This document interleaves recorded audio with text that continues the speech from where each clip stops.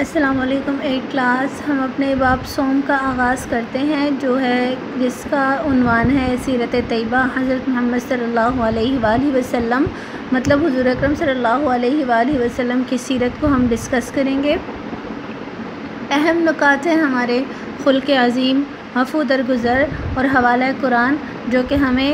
قرآن کے حوالے سے پتہ چلتا ہے کہ حضور اکرم صلی اللہ علیہ وآلہ وسلم کے اخلاق کیسے تھے، ان کا کردار کیسا تھا، ان کی سیرت کے بارے میں قرآن پاک کیا کہتے ہیں، اس کے بارے میں ہم ڈسکس کرتے ہیں۔ ہمارے پیارے نبی صلی اللہ علیہ وآلہ وسلم اللہ تعالیٰ کے برگزیدہ بندے اور رسول ہیں۔ آپ صلی اللہ علیہ وسلم کی زندگی ایک کامل انسان کی زندگی ہے، ایک ایسے انسان کی زندگی جو کہ ایک مکمل انسان ہے،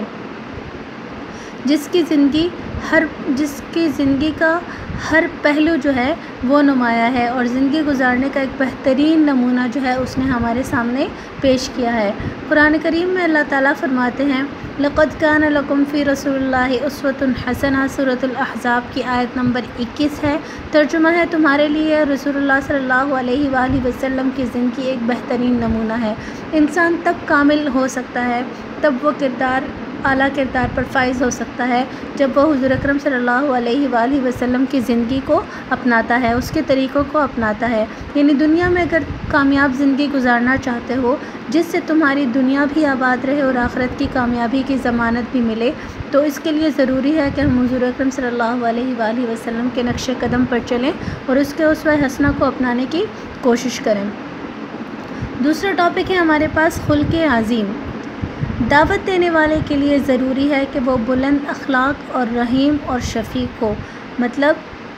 ایک دعوت دینے والا شخص ایک ایسا شخص جو کہ لوگوں کو اللہ تعالیٰ کی طرف راغب کرے، اللہ تعالیٰ کی طرف بلائے، اس کے لیے ضروری ہے کہ اس کا کردار جو ہے، اس کا اخلاق جو ہے وہ بہت بلند ہو، وہ نہایت ہی رحیم ہو، رحم کرنے والا ہو، شفیق ہو، لوگوں پر شفقت کرنے والا ہو۔ ایک ایسا شخص جس کے اندر رحم اور شفقت نہ ہو، وہ بھلا کیسے کسی دوسرے کو تبلیغ دے سکتا ہے یا دوسرے کو اچھے کاموں کی طرف راغب کر سکتا ہے؟ اس لیے اللہ تعالیٰ نے حضرت محمد صلی اللہ علیہ وآلہ وسلم کو نہایت رحیم اور شفیق بنایا، نہایت شفقت کرنے والا اور نہایت رحمت کرنے والا بنایا۔ اس بات کی گواہی دی آپ صلی اللہ علیہ وآلہ وسلم کہ آپ صلی اللہ علیہ وآلہ وسلم اخلاق کے اعلیٰ درجے پر فائز ہیں، مطلب آپ صلی اللہ علیہ وآلہ وسلم جیسا اچھا اخلاق پوری دنیا میں کسی کا نہیں ہو سکتا۔ اخلاقی لحاظ سے کوئی ایسی خوبی بھی نہیں تھی جو حضرت محمد صلی اللہ علیہ وآلہ وسلم میں موجود نہ ہو۔ اس لیے قرآن کریم میں اللہ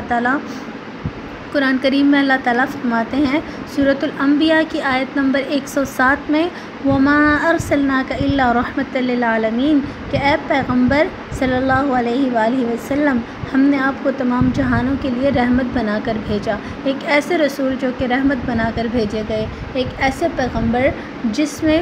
شفقت کوٹ کوٹ کر بھری گئی، جس کی رحمت کی کوئی انتہا نہیں ہے، ایک ایسا شخص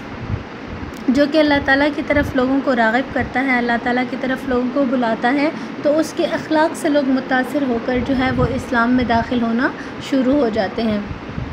اللہ تعالیٰ ہمیں حضور اکرم صلی اللہ علیہ وآلہ وسلم کے اسوہ حسنہ پر چلنے کی توفیق عطا فرمائے، اور اللہ تعالیٰ ہمیں نیک کاموں کے کرنے کی توفیق عطا فرمائے، اور اللہ تعالیٰ ہم میں حضور اکرم صلی اللہ علیہ وآلہ وسلم جیسا اخلاق جو ہے